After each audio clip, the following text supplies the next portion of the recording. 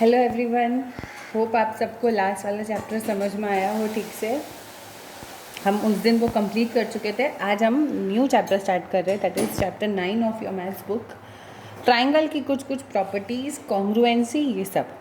तो आगे बढ़ने से पहले आप सबको पता ही होगा, लेकिन फिर भी थोड़ा सा revision, some basic properties of triangle. तो there are basically 3 type of triangle. पहला होता है इक्विलैटरल ट्राइंगल।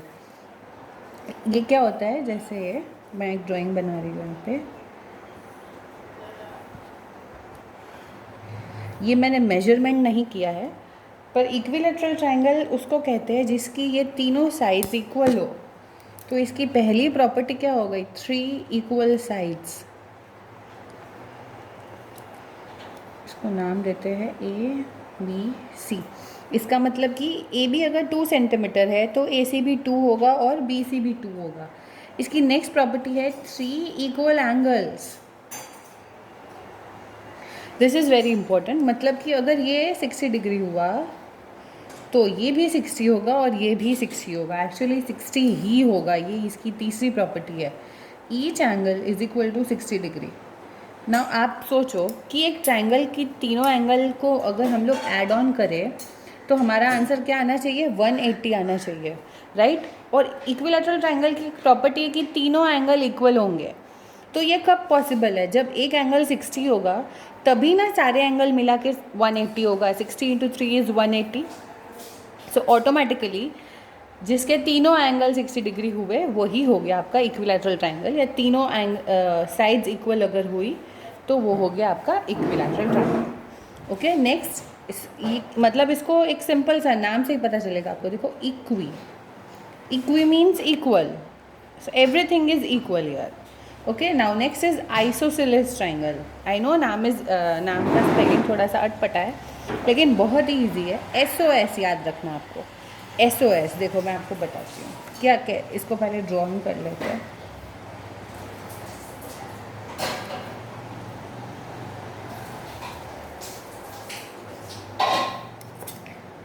ABC।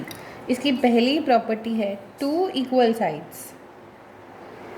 मतलब कि 2 साइड इक्वल होगी।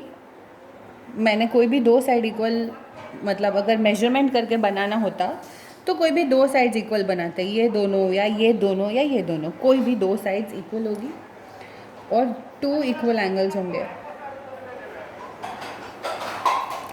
नाउ कैसे याद रहेगा ये? SOS देखो, 2 बार SS है, 2 साइड्स, मतलब 2 साइड्स आर इक्वल और ये दोनों साइड एक ऑड साइड से कनेक्ट होती है। ऑड साइड देखो, AB और CD तो इक्वल 2 साइड हो गई और ये एक अलग रह गई, पर ये दोनों साइड को कनेक्ट करती है। देखो, ये वाली साइड को यहाँ और ये वाली साइड को यहाँ।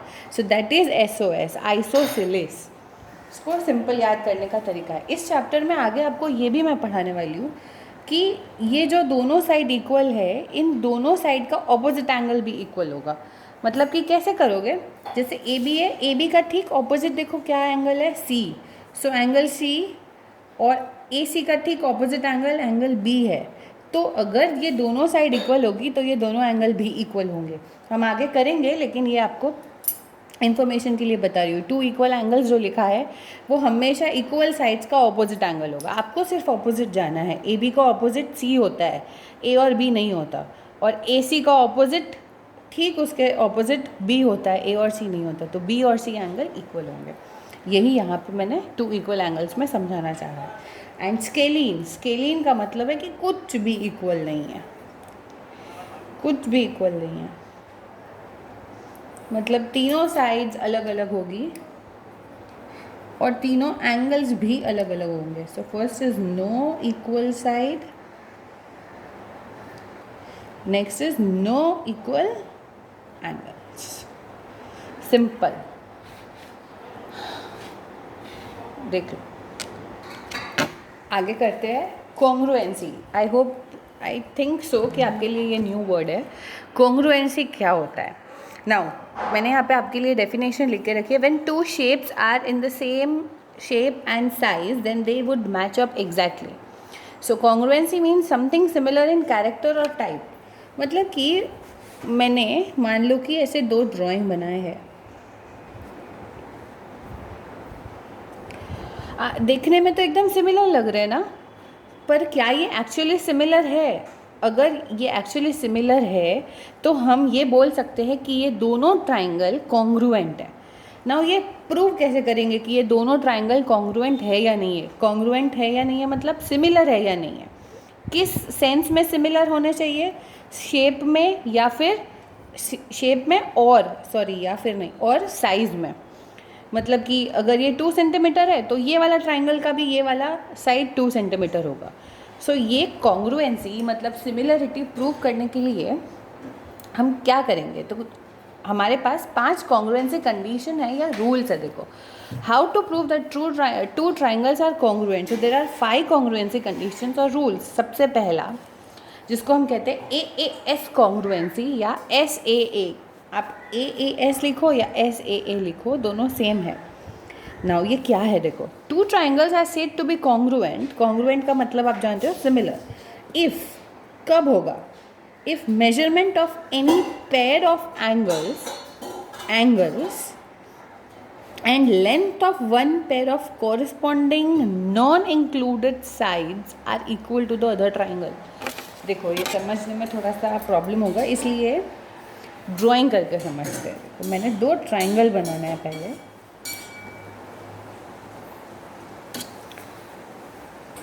मैं एकदम मेजरमेंट नहीं ले रही हूँ, ये आपको समझने के लिए है। दिखने में तो सेम लग रहा है ना, लेकिन ये क्या कॉन्ग्रुएंट है? ये हम कैसे प्रूव करेंगे?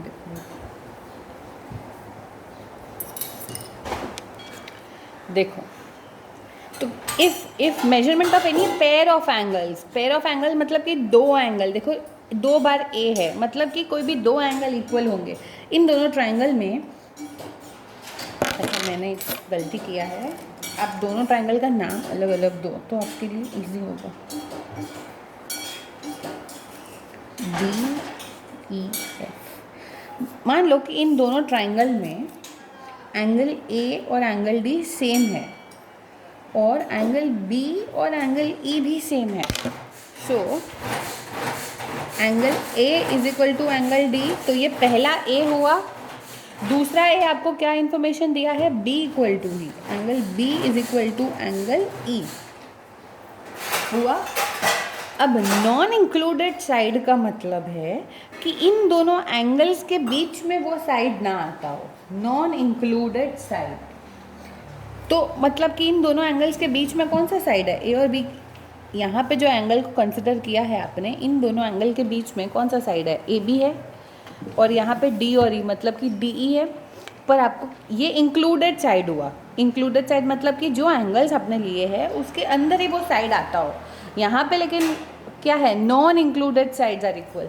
मतलब कि AC या DF सेम होना चाहिए, BC या EF सेम होना चाहिए। तो मैंने यहाँ पे मान लो कि आपको दिया है AC इक्वल टू DF। तो आपकी ये A और S 2 एंगल और एक साइड सेम हुए। अगर ये सेम होता है सो देयरफॉर ये दोनों ट्राइंगल ABC इस कॉन्ग्रुएंसी की ये साइन होती है, इस कॉन्ग्रुएंट टू ट्राइंगल DEF। मतलब कि अगर ये 3 चीज़ इक्वल है ये दोनों ट्राइंगल में, तो ये दोनों ट्राइंगल एक दूसरे से क्या है? कॉन्ग्रुएंट है। कॉन्ग्रुएंट का मतलब है सिमिलर है। अब आपका क्वेश्चन होगा कि हम ये प्रूव क्यों कर रहे हैं कि ये दोनों ट्राइंगल कॉन्ग्रुएंट है? ये प्रूव करने का एक लॉजिक है कि हमने ये ट्राइंगल को सिमिलर प्रूव किया, लेकिन हमारे पास तो सिर्फ ये 3 चीज़ थी इसलिए हमने प्रूव किया ना। पर अगर हमने ये प्रूव कर दिया तो हम बाकी की चीज़ को भी सेम लिख सकते हैं। मतलब कि जैसे देखो, यहाँ पे हमने क्या नहीं लिखा है? करस्पॉन्डिंग साइड का मतलब क्या होता है? देखो, AC इधर वाला ये साइड तो इधर वाला भी ये साइड, ऐसे। तो यहाँ पे हमने क्या नहीं लिखा है? BC इक्वल टू EF नहीं लिखा है। पर अगर हमने ये ट्राइंगल को कॉन्ग्रुएंट प्रूव कर दिया तो हम ये भी लिख सकते हैं कि ये BC का ठीक करस्पॉन्डिंग साइड जो EF है ये दोनों भी सेम है। So therefore BC is equal to EF हम ईजीली लिख सकते हैं। हम ये भी लिख सकते हैं कि angle C is equal to angle F। So basically congruency prove करने के बाद हम कोई भी करस्पॉन्डिंग चीज़ को इक्वल लिख सकते हैं 2 ट्राइंगल में। तो हमें सिर्फ कभी ऐसे थ्योरम्स आपको आएंगे, ऐसे बहुत सारे क्वेश्चंस आएंगे जहाँ पे आपको 2-3 चीज़ दिया है और आपको प्रूव करना है कि ये थर्ड चीज़ इक्वल है कि नहीं है। तो आप क्या करोगे, इजीली आप पहले दोनों को कॉन्ग्रुएंट प्रूव कर दो विद द गिवन कंडीशंस, और फिर आप इजीली लिख सकते हो कि आपकी जो अगली चीज़ है वो इक्वल है। तो जब आप ऐसे प्रूव करोगे यहाँ पे लिख दोगे बाई AAS कॉन्ग्रुएंसी। वैसे तो यहाँ पे हमने हेडिंग दिया ही था, ये इसी का एग्जाम्पल है। जब प्रूव करोगे तब ऐसे यहाँ पे लिख दोगे। तो ये है इसकी पहली कंडीशन कॉन्ग्रुएंसी की, बहुत ही इजी है। पहली कंडीशन है AAS, मतलब कि एंगल और साइड, दो एंगल इक्वल होंगे। अच्छा, ये ध्यान रखना करस्पॉन्डिंग एंगल इक्वल होने चाहिए। मतलब कि A है, A का ठीक करस्पॉन्डिंग यहाँ पे कौन सा है, D है। आप A के साथ E को बराबर नहीं लिख सकते, A के साथ F को बराबर नहीं लिख सकते। A के साथ D होना चाहिए, B के साथ E होना चाहिए और C के साथ F होना चाहिए। करस्पॉन्डिंग का मीनिंग यही होता है, समझे। तो और यहाँ पे दूसरी चीज़ क्या ध्यान रखनी है आपको, नॉन इंक्लूडेड साइड है। मतलब जो एंगल्स यहाँ पे इक्वल है, इस एंगल्स के बीच में वो साइड नहीं आनी चाहिए, वो साइड अलग होनी चाहिए। समझ गए। तब आप ये प्रूव कर सकते हो कि दोनों ट्राइंगल कॉन्ग्रुएंट है। देखो नेक्स्ट कंडीशन है SSS कॉन्ग्रुएंसी। अब आप नाम से ही पहचान सकते हो, साइड साइड साइड, मतलब कि 3 साइड किसी ट्राइंगल की अगर इक्वल प्रूव होती है तो वो ट्राइंगल कॉन्ग्रुएंट हो जाता है। देखो, if length of 3 sides of one triangle, एक ट्राइंगल का तीनों side is equal to length of the corresponding 3 sides of another. वापस से देखो यहाँ पे वर्ड है corresponding, then the 2 triangles are congruent. एकदम सिंपल है, वापस मैं आपको ड्राइंग करके समझाती हूँ।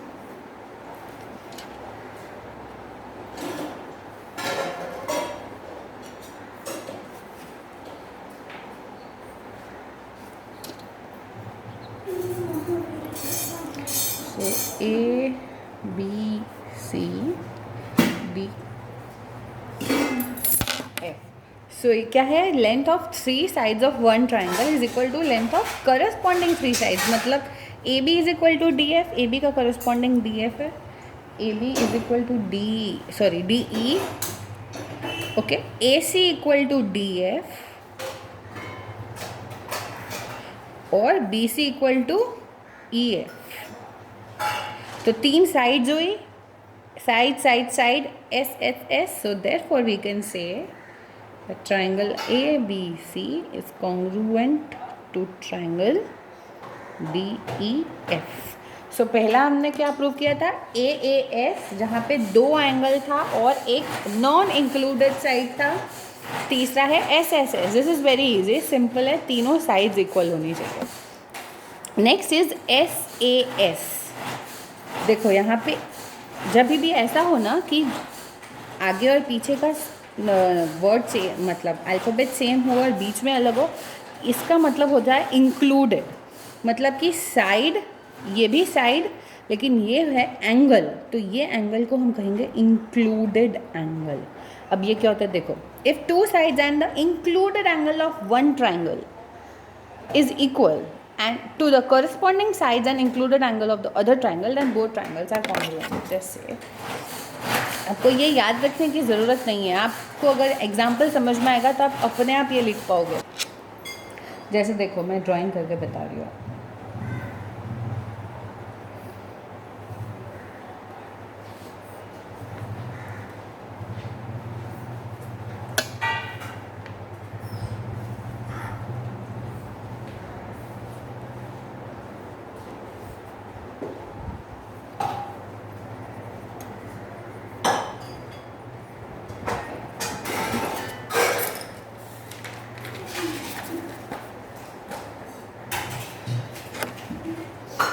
जैसे कि 2 साइड्स है, 2 साइड्स पहले S और S है तो 2 साइड को लेते हैं। जैसे कि मैंने लिया है AB equal to, corresponding side ही लेना है, AB इक्वल टू DE।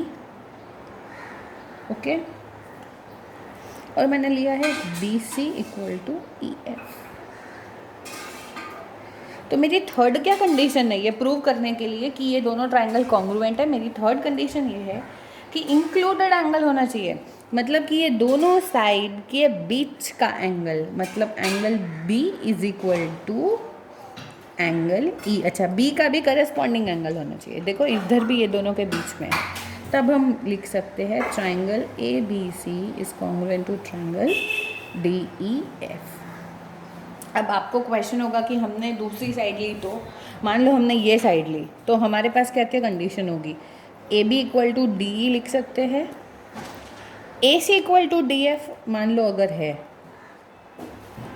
तो इन दोनों साइड के बीच का एंगल कौन सा आया? A. Angle A is equal to यहाँ पे इन दोनों के बीच का एंगल डी। ये 3 होना चाहिए, तब हम बोल सकते हैं कि triangle A B C is congruent to triangle D E F. समझे? तो इंक्लूडेड एंगल का मतलब क्या? जो दोनों साइड आपकी कंसिडरेशन में है, उन दोनों साइड के बीच में वो एंगल होना चाहिए। आपका अगर ये कंडीशन है A B equal to D E, B C equal to E F, तब आप यहाँ पे ए और डी को अगर इक्वल लिखे तो आप ऐसे ये प्रूव नहीं कर पाओगे कि ये दोनों ट्राइंगल कॉन्ग्रुएंट है, क्योंकि यहाँ पे ए बीच में है। सो ए बीच में अगर एक अल्फ़ाबेट हो और आसपास दोनों अलग अलग अल्फ़ाबेट हो, तो इसका मतलब है कि बीच वाला अल्फ़ाबेट इंक्लूडेड वाला होना चाहिए। इसलिए देखो, जब हमने कंडीशन 1 पढ़ा था तो यहाँ पे देखो ए एस है, ये एस बीच में नहीं था। अगर ये एस बीच में होता तो मतलब वो इंक्लूडेड साइड होता, लेकिन यहाँ पे नॉन इंक्लूडेड साइड था, है ना। इसलिए ये जो कंडीशन है नंबर 3 कंडीशन, वो एस ए एस है। यहाँ पे ध्यान रखोगे कि ए जो बीच में है वो इंक्लूडेड एंगल ही होना चाहिए। ओके ओके, नेक्स्ट हम प्रूव कर रहे हैं आर एच एस कॉन्ग्रुएंसी। ये क्या है? देखो, if in two right angle triangle, अब यहाँ पे सबसे पहले ही आपको बोल दिया कि 2 राइट एंगल ट्राइंगल है, तो राइट एंगल ट्राइंगल कैसे बनाते हैं? राइट एंगल ट्राइंगल में आपको पता ही होगा, इसको हम कहेंगे perpendicular, this is base and this is hypotenuse, right. So 2 right angle triangle है, A B C D E F. Okay, तो so in two right angle triangle the length of hypotenuse मतलब ये and length of one side मतलब कि इन दोनों में से कोई भी एक, तो मान लो मैंने लिया ये, okay, are equal to what? Length of hypotenuse, दूसरे ट्राइंगल का hypotenuse, and length of one side of other triangle, मतलब कि ये हुआ। Then the 2 triangles are congruent. So कैसे प्रूव हुआ? देखो, आपका 2 साइड प्रूव हुआ। Hypotenuse, H means hypotenuse, S means any other side. So hypotenuse यहाँ पे क्या है? A C equal to D F and other side is A B equal to D E. So 2 हुआ। तीसरा क्या है? देखो, R means right angle. Your angle B is equal to angle E because both are 90 degree. So हुआ right angle hypotenuse side. तब आप बोल सकते हो triangle A B C is congruent to triangle B E. Very easy, नाम से जाना है। राइट एंगल पहला मतलब कि एक एंगल 90 डिग्री होना चाहिए, तो ऑटोमेटिकली अगर दोनों 90 है तो दोनों इक्वल है। Hypotenuse, H for hypotenuse means this side, the longest side of the triangle as you know, and S stands for side. So A B is equal to D. अच्छा, यहाँ पे B C equal to E F भी लिख सकते, अगर question में हो तो that is also included here. Okay, and the last one A S A. Now again देखो, आसपास आगे पीछे सेम अल्फाबेट है बट बीच में अलग है, so it means this one is included side. देखो क्या, triangles are congruent if any 2 angles and their included side are equal in both triangles. मतलब कि 2 ट्राइंगल है,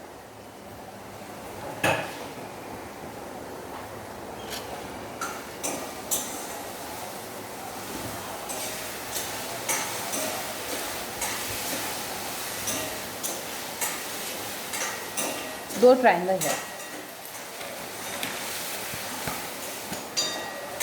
A B C D E. So 2 angles, 2 angle equal होने चाहिए। A B equal to D E, sorry, angle B is equal to angle E, और दूसरा मान लो दिया है कि C is equal to F दिया है, भूलना मत, करस्पॉन्डिंग है, इसके साथ ये, इसके साथ ये हुआ। अब जो तीसरी कंडीशन वो क्या है, इंक्लूडेड साइड है। इन दोनों एंगल के बीच में कौन सी साइड आती है, BC आती है, right. So BC should be equal to what, EF हुआ included side. So therefore triangle ABC is congruent to triangle DEF। That's all, ये आपकी 5 कंडीशन। सो देखिए वापस से एक बार रिवीजन कर लेते हैं पांचों कॉन्ग्रुएंसी की। सबसे पहला है AAS, यहाँ पे इंक्लूडेड वाला कोई लॉजिक नहीं है, 2 एंगल और एक साइड इक्वल होनी चाहिए, करस्पॉन्डिंग होगा हमेशा, ये ध्यान रखना। अगर A इक्वल टू D है, B is equal to E है, तो और एक तीसरा है कोई भी एक साइड इक्वल होना चाहिए, BC इक्वल टू EF होना चाहिए या AC इक्वल टू DF होना चाहिए। अगर हम ये 3 चीज़ प्रूव कर देते हैं यहाँ पे, तो ये ट्राइंगल, दोनों ट्राइंगल क्या हो गए, कॉन्ग्रुएंट हो गए। कॉन्ग्रुएंट का मतलब है सिमिलर हो गए। नेक्स्ट पढ़ा हमने SSS, तीनों साइड इक्वल होनी चाहिए, तीनों करस्पॉन्डिंग साइड इक्वल होनी चाहिए। AB is equal to DE, AC का करस्पॉन्डिंग DF और BC का करस्पॉन्डिंग EF। ये अगर तीनों एक दूसरे से इक्वल है तो ये ट्राइंगल दोनों क्या हो गए, कॉन्ग्रुएंट हो गए, मतलब सिमिलर हो गए। Number third is SAS। Now A बीच में है, आगे पीछे दोनों S है, मतलब कि ये इंक्लूडेड एंगल होगा। सो 2 साइड, सबसे पहले 2 साइड AB और DE इक्वल है, BC और EF इक्वल है। इन दोनों साइड के बीच का एंगल क्या है, B। ये B अगर E से सिमिलर हो जाता है, B अगर 60 है और E भी अगर 60 है, तो आप प्रूव कर सकते हो कि ये दोनों ट्राइंगल कॉन्ग्रुएंट है, मतलब कि by SAS congruency you can prove that both of this triangles are equal और कॉन्ग्रुएंट। 5वां हमने पढ़ा RHS कॉन्ग्रुएंसी। RHS मीन्स पहला कंडीशन है राइट एंगल होना चाहिए, तो दोनों में एक एक right angle. Next is hypotenuse equal होना चाहिए, मतलब AC और DF इक्वल होना चाहिए। और S मतलब any other side. So AB is equal to DE अगर होगा तो भी चलेगा, BC इक्वल टू EF होगा तो भी चलेगा। अगर ये 3 कंडीशन फुलफिल होती है तो ये ट्राइंगल्स कॉन्ग्रुएंट हो गए। एंड लास्ट इज ASA, यहाँ पे S बीच में है, A आगे पीछे है, so this is included side. So 2 angles first of all मैंने लिया था कि B इक्वल टू E है और C is equal to F है, तो इन दोनों एंगल के बीच की side BC equal to EF अगर है तो ही आप प्रूव कर सकते हो बाय ASA कॉन्ग्रुएंसी कि ये दोनों ट्राइंगल्स कॉन्ग्रुएंट है। यहाँ पे इस वाले कॉन्ग्रुएंसी में आपका साइड इंक्लूडेड ही होना चाहिए। अगर AB इक्वल टू DE है तब ये दोनों ट्राइंगल कॉन्ग्रुएंट नहीं है। By which congruency, by ASA congruency.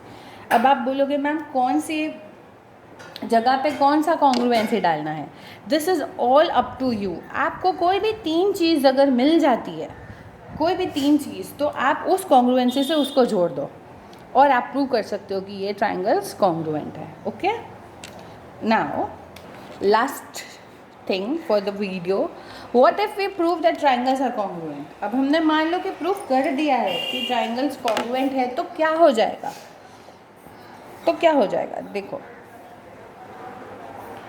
क्यों हमें प्रूव करना है कि ट्राइंगल्स कॉन्ग्रुएंट है, हम आखिर करते क्यों है ये चीज़।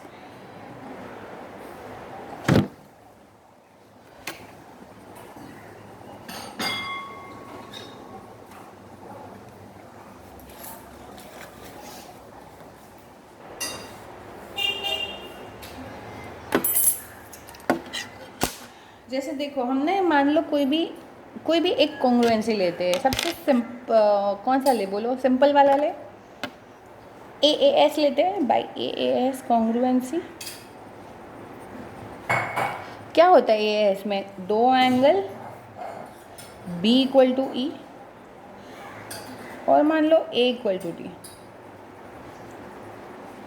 2 एंगल हो और एक side, it should not be included side. Okay, मतलब आप AB नहीं ले सकते, आप AC और DF ले सकते हो।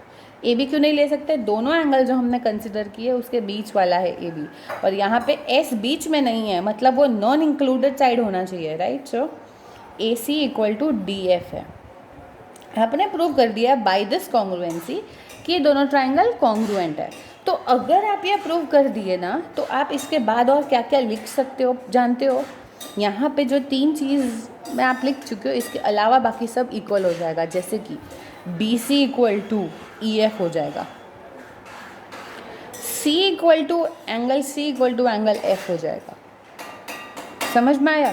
तो आपको तो क्वेश्चन में कोई भी 3 चीज़ें दिया होगा, आप उससे प्रूव कर दो कि ये कॉन्ग्रुएंट है, और आपको फिर दिया जाएगा कि आपको प्रूव करो angle C equal to angle F है। तो ईजीली आप कर सकते हो। Through this 3 condition, by applying A S congruency, you prove that both of this triangles are congruent. So therefore we can write that the corresponding angles, all the other corresponding angles are also equal and all the other corresponding sides are also equal. So once triangles are proved congruent, the corresponding leftover paths that were not used in while proving congruency are also same or congruent. मतलब कि यहाँ पे जो हमने नहीं लिखा उसके अलावा जो बच गया है वो भी जो करस्पॉन्डिंग चीज़ है वो इक्वल हो जाएगी। जैसे कि बी सी का करस्पॉन्डिंग ई एफ है, यहाँ पे वो चीज़ नहीं है, पर क्योंकि ये 3 चीज़ की वजह से ये दोनों कॉन्ग्रुएंट हो गया, इसलिए B C equal to E F भी हो गया और angle C equal to angle F भी हो गया। समझे? इसलिए हमें ये प्रूव करना है, इसलिए हमें ये पता होना चाहिए कि कॉन्ग्रुएंसी क्या है, हम क्यों कॉन्ग्रुएंसी को पढ़ रहे हैं। Okay, that's all for the day. I hope आपको समझ में आया हो। I will WhatsApp you this photos all. Okay.